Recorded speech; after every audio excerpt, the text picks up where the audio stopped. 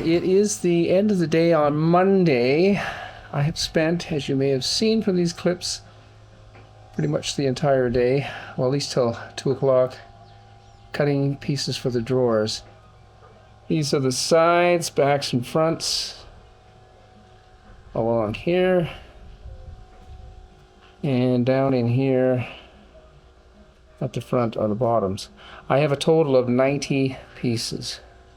So every single one of these pieces has to be double cut. That is, it's cut to rough width, and it's cut to rough length, then it's cut to exact width, which takes 2 passes of the saw, and then every piece is cut to exact length. And why, may you ask, do I do that? It's to ensure that the pieces are square and exact. Anyways, that's what was up to today. Tomorrow I'm going to put them together, at least try and get them all put together, and then we'll start painting them. Okay, so that's what's happening this week. Okay, today is going to be the day that I'm going to start setting up our studio and washing things, getting things all cleaned up and organized. Can't wait to get going on painting some of the beautiful scenery around here in Malacactos. And you see the fan blowing. It's kind of going to be hot in the studio, so can't wait to get some curtains on. Maybe it'll help a little bit, shade a little bit, and so it'll be a little bit more usable. It is Monday night. We are in the studio, and this is the first time that my wife has painted anything for months. Since we started, long before we started moving. Yeah, back in April maybe. Anyways, the glass is to the point now where even with the lights on, it's not too bad in here. You can see a few insects up at the top near the lights, but it's not bad. We definitely not sealed completely yet. But take a look at this. That's all the wannabes that would like to come inside for a visit, but they're not going to be able to. So you can imagine what it would be like in here without the glass on there. Well, good morning, everyone. It is Tuesday morning. It's a overcast day here, a bit of sunshine, but that's okay. Not quite so hot. Today, I have got everything set up to start assembling my drawers. I've got my trusty Wolfcraft clamps. We're clamping everything at 90 degrees. I've got my air nailer. I've got impact wrench. I've got a drill. Everything's ready to go. So I'm going to glue and screw these together. Very simple process. Main thing is to make sure the bad side is out. I want the good side in for the inside of the drawers. And then I'm going to attach the bottom afterwards. Okay, let's get rolling.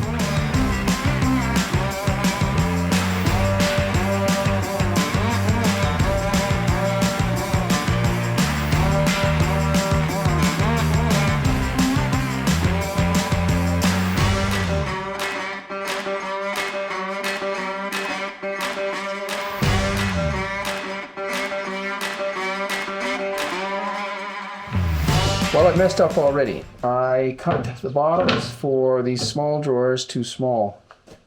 I cut them, this distance is correct, but I cut the width to the same width as the inside pieces. They are short by 1.25 inches.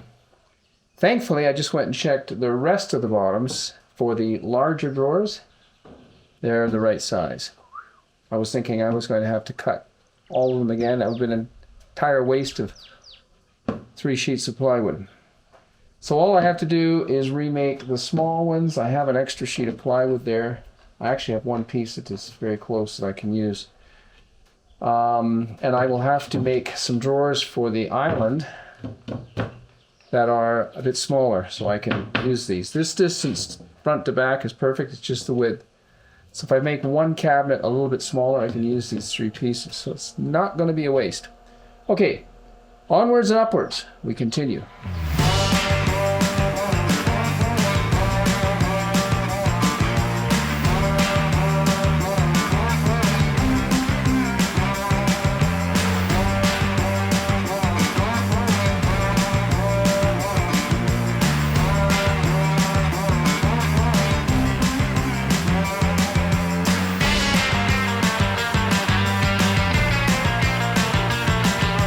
Okay, so that is how you build a drawer. I have 8 of these size, 2 big ones. And no, I have 4 of this size. 1 big one, 1 small one. That's with the 4-inch sides. And then I've got a whole stack of them to build with the 8-inch sides. So, I'm gonna be here all day at least. Okay, let's keep moving.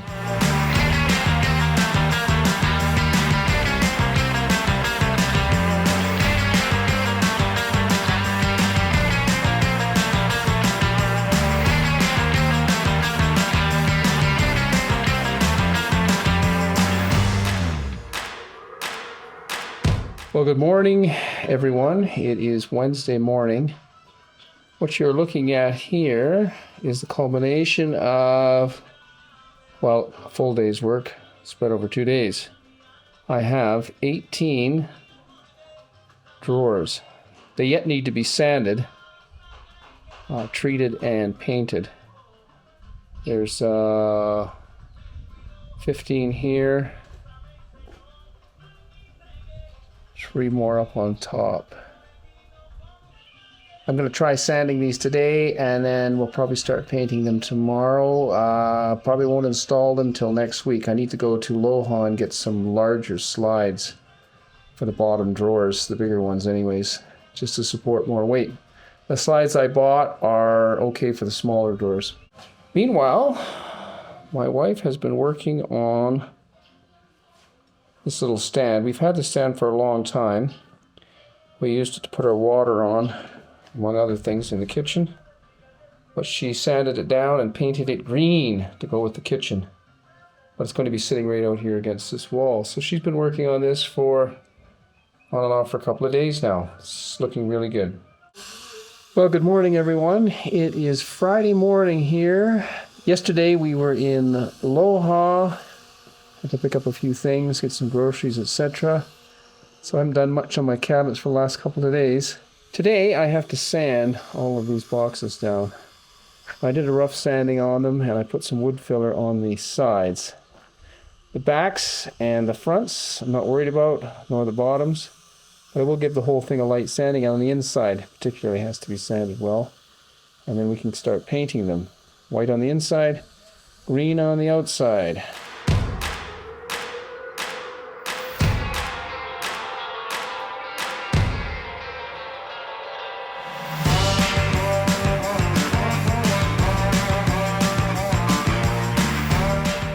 My last piece. And there we have it. 18 drawers finished. Now I have to treat them and paint them. White on the inside, green on the outside. Okay. Okay, so I've got my drawers all lined up. I treated the bottom and the outside edges. And now I just have to start painting. Okay, so we decided to paint a second coat on the inside of the drawers today. So Laurel's doing that. Meanwhile, I have been painting the green. Look at that there. Green on the outside, mainly focusing on the sides, not so much the back and the front because that'll be covered. And the tops. Good morning, everyone. Saturday morning, about 7:30. What you're seeing is a beautiful view from on top of our little storage place.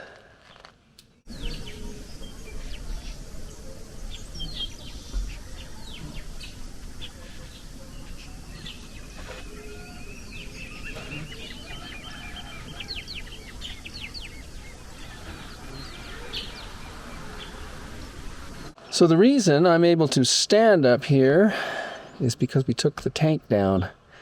You can see in this image where the tank was, but now there is nothing here at all. So the reason there's no tank here, well, 2 reasons. We moved it, I'll show you that in a minute, but we're also The other day I got the brilliant idea that this would make an absolutely beautiful observation platform. All we need to do is put a little tent structure here of some kind that I can use as a blind. And in these fields right here and these little trees, there's all kinds of birds. Depending in the morning, evening, it's different, but it's an absolutely beautiful view from up here. So anyways, we were thinking this would make an excellent place to watch birds. Don't know when this will ever get built, but I can always come up here with my tripod and sit in my camo, try and take some pictures of the birds that way. So that's where the tank ended up. It's in the corner of the house. So the idea is I'm going to hook it up to the water system here directly. I got to put a one-way valve in. That way we'll fill the tank. We can use it for watering the yard. Because we don't really need it up on the roof anymore. We have the cistern. That's our reserve of water. And yeah, so that was our brilliant idea.